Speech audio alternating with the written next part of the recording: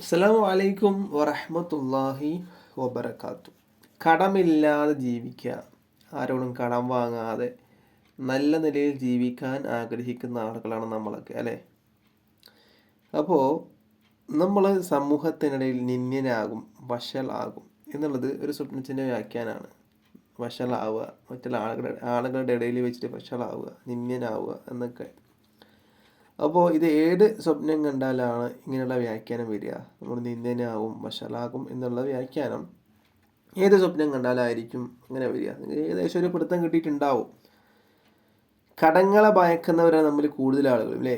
കടം പേടിക്കുന്ന ആളുകൾ, പടച്ചോനെ കടമില്ലാതെ ജീവിക്കാനാവണേ എന്നാഗ്രഹിക്കുന്ന ആളുകളാണ് കൂടുതൽ ആളുകളും. അപ്പോൾ കടങ്ങളെ ഭയക്കുന്നവരാണ് അല്ലേ. എന്നാലും കടം വാങ്ങി ജീവിക്കുന്നവരാണ് നമ്മൾ പലരും.